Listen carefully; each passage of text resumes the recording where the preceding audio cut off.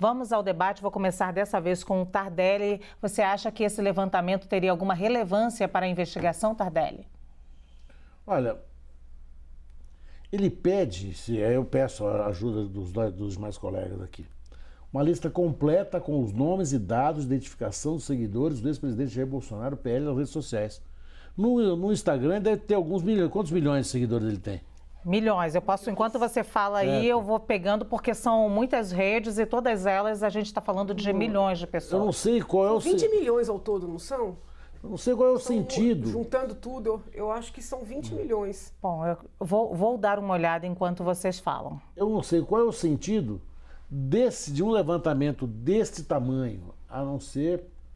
Eu sou um pouco temeroso, para dizer uma expressão bem eufemística, daquele que está vencendo o mandato, em setembro, se renova o titular da Procuradoria-Geral da República, a meu pensar, seguramente a pessoa mais poderosa de toda a nossa República Federativa do Brasil. Ele é o único, isso os nossos telespectadores precisam saber disso, que pode processar o presidente da República. Nós aqui, os 200 e quantos milhões de pessoas que estamos aqui, certo, lutando pela sobrevivência, não podemos fazer isso. Só um que pode. É esse um, que é o Aras. Ninguém é mais poderoso que ele. Nem o ministro Supremo pode, nem o presidente do Congresso pode. Só ele pode. E é, portanto, uma cadeira altamente importante, altamente determinante para os destinos até da democracia. O nosso procurador-geral, digo nosso porque ele é de todos, ele teve uma atuação, vou dizer assim, muito ambivalente nesses últimos 4 anos. Ele acendeu vela para vários santos ao mesmo tempo e talvez esteja agora pondo fogo na sua própria igreja. O que faz, me parece, motivá-lo a esse levantamento de todos os seguidores, eu acho que isso é uma diligência impossível. Eu não sei quem, e peço até ajuda aqui para você, Ana, porque o que nós precisamos para a Janaína, quando alguém pede alguma coisa, tem que saber o que está pedindo. Sim. Qual é a finalidade, né? Afinal, para que eu estou pedindo isso? Ou eu vou pedir de todos o nome dos seguidores do ex-presidente Jair Bolsonaro? A gente pode não saber, né? Porque que eles estão pedindo. Eu fiz um levantamento aqui rapidamente enquanto o Tardelli falava e esqueci de anotar as redes. Mas assim, Instagram ele tem 25 milhões, 5 milhões no TikTok, 11 milhões no Twitter, mais. Tudo isso mais de 11 milhões. E mais de 15 milhões no Facebook. Peguei as 4 redes principais aqui. Suponho que sejam os mesmos, mas suponho que sejam 5 milhões. Então vamos colocar no barato. Ele vai pedir 5 milhões de pessoas? Não entendi. Fala, Renato. Eu me arrisco, Lu, a palpitar aí sobre o que está acontecendo. Primeiro, antes de se alegar liberdade de expressão ou não, boa parte desses nomes são nomes públicos, ok? Então o que nós estamos fazendo aí é uma checagem, uma auditoria nos nomes, que todo mundo que segue as redes sociais consegue ver quem é que segue o presidente. Eu, inclusive, o ex-presidente, eu, inclusive, sigo o ex-presidente, os filhos deles e tudo mais. Isso por si só não quer dizer nada. Mas imagine, telespectador, que você faz como eu e tantas outras pessoas que muitas vezes tem que entrar num prédio. Eu mesmo, quando vou aí no estúdio da CNN, tenho que deixar o meu RG, tiro uma foto e falo aonde eu estou indo. Por que existem essas medidas de segurança? Porque caso aconteça alguma ilicitude, seja um assalto, seja uma morte, seja um desacato à autoridade, o processo de investigação policial vai lá e vai olhar o cadastro de todas aquelas pessoas que entraram para, por exemplo, cometer aquele assalto. As câmeras de segurança olham se aquela pessoa estava sozinha ou estava acompanhada. Você consegue olhar, inclusive, se por acaso as pessoas entraram em momentos diferentes, mas trocaram aí uma pasta no corredor. Com isso, ou seja, olhar as pessoas que entraram ou não, sejam 1, 5, ou sejam 10 mil, ou sejam milhões de pessoas, possibilita estabelecer conexões.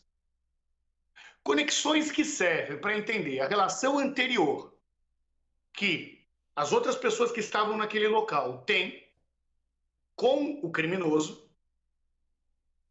No caso, o criminoso investigado é o ex-presidente da República, para saber se eles tiveram ligação com isso ou não, para saber se eles reproduziram aquele assalto. Então eu vou dar um exemplo. Alguém foi lá e roubou uma joia. Só que a pessoa que roubou a joia dentro de uma sala, de um prédio, dentro de um cofre, ele passou a joia para outra pessoa. E essa outra pessoa passou para outra, que passou para outra. E se fez uma rede de cumplicidade que fez com que existissem várias pessoas que, no mínimo, foram cúmplices de um crime. A gente pode chamar essa joia de fake news. A gente pode chamar essa joia de algo que atentou contra o Estado Democrático de Direito. Eu estou falando isso porque não me parece um absurdo se estabelecer conexões entre as pessoas que seguem determinada pessoa, que estavam naquele local e que estavam, de alguma forma, propagando o crime que está sendo investigado. A grande maioria é inocentes. Acontece que hoje existe tecnologia o suficiente para estabelecer essas conexões através de algoritmos. Então não é que você vai olhar um a um lá, você tem uma série de tecnologias que consegue, esse está ligado com aquele, que faz aquela ligação de rede, que passou essa informação. E isso vai possibilitar, inclusive, desmontar uma das hipóteses elencadas pela defesa do ex-presidente da República de que ele não falou nada. Bom, se todos que falaram com ele foram induzidos a repassar uma informação, seja de forma direta ou forma indireta, talvez seja mais fácil estabelecer a responsabilidade que o ex-presidente teve nos atentados do dia 8 de janeiro. Ouvimos aqui com muita atenção, Samantha, que bom, Samantha de volta. Ouvimos aqui com atenção, então, Renato Meirelles, Janaína, mas achei, assim, a análise dele um tanto ampla, né? Eu não sei se a gente consegue colocar isso como factível quando a gente fala de investigação. Não sei o que você diz. Veja, a questão não é nem ser ou não ser factível. É o grau de policialesco que isso é, né? O grau de policialesco. Na verdade, um pedido desse é quase uma criminalização do ato de seguir uma pessoa. Mas a inclusão do ex-presidente nessa investigação já foi uma ginástica jurídica, porque ele fez uma postagem depois dos ataques. A inclusão foi feita com esse fundamento, que depois dos ataques ele fez uma postagem. As investigações estão em curso, pode ser que encontrem algo anterior. Janaína, no início da sua fala, me permita, já vai de encontro à nota pé que a gente trouxe aqui, dizendo que a gente não se trata de criminalizar quem segue. Eu estou dando a minha opinião. Sim, na sua opinião. É a criminalização, porque eles querem o nome, provavelmente os dados, de milhões de pessoas que não fizeram nada além de seguir uma pessoa pública. E dentre essas pessoas, né, grande parte, inclusive, são jornalistas. E eu falo com tranquilidade porque eu não sigo o ex-presidente. Não posso nem ler o que ele escreve porque ele me bloqueou. Eu sigo o ex-presidente. E o ministro Dino me bloquearam sem eu ter feito nada. Tudo bem, direito deles. Não tem cabimento uma solicitação dessa. Não tem cabimento, não tem uma explicação lógica. Se o intuito é verificar engajamento, é possível ver o número de likes, o número de compartilhamentos. Né? É um pedido policialesco que inaugura, com todo respeito à Procuradoria-Geral da República, uma discussão para uma criminalização de pessoas que não fazem nada além de seguir pessoas públicas. Isso sem contar, né, um problema que nós poderemos ter, sob o ponto de vista aí, de logística, porque, eventualmente, uma ou outra plataforma pode responder que não tem os nomes, por exemplo, daqueles que seguiam no período e deixaram de seguir, ou que não tem como rastrear. Isso já aconteceu em algumas apurações. Sim. E daí as autoridades entenderem que as plataformas estão desobedecendo. E nós estamos vivenciando uma sanha de regularização das redes sociais, muito além, né, do que uma orientação, por exemplo, contra o uso das redes para fins de abuso contra crianças, que essa preocupação eu nunca vi, né? Presidente Lula ontem falou sobre isso, no encontro que teve com a União Europeia, da necessidade de regular. E todo mundo falou, eu estou falando agora, eu vou terminar. As redes, entendeu? E veio um pedido desse. Eu considero muito grave, porque todos estão aplaudindo porque é do lado dos seguidores de Bolsonaro, esquecendo que muitos haters seguem várias pessoas. Eu quero ver se amanhã acontecer de pedirem uma lista dos seguidores do Boulos, dos seguidores da Tabata, dos seguidores do Lula. Um pedido de quebra de quaisquer sigilos tem que ter uma lógica. Vão fazer o quê com esses nomes? Quer dizer, então que essas pessoas serão criminosas? Serão colocadas dentro do inquérito do 8 de janeiro? Sim. A autoridade precisa explicar. Quando ela solicita uma invasão, ela tem que explicar. Com todo respeito, a nota não explica o porquê desse pedido. E eu fico tranquila porque eu não sigo o ex-presidente. Muito bem, eu sigo o ex-presidente. Como jornalista, a gente tem obrigação de seguir todas as pessoas. E eu vou repetir aqui a nota, porque a Janaína deu a opinião dela, mas só para a gente reforçar, então, o que diz a nota do Ministério Público Federal. Esclareceu que as pessoas que seguem o ex-presidente Jair Bolsonaro nas redes sociais não estão sendo investigadas. O pedido foi feito pela Procuradoria-Geral da República, PGR, para ter acesso a essas informações. Teria o objetivo de subsidiar investigações sobre os atos antidemocráticos. Agora eu vou passar a palavra para a Samantha. Que bom que está de volta.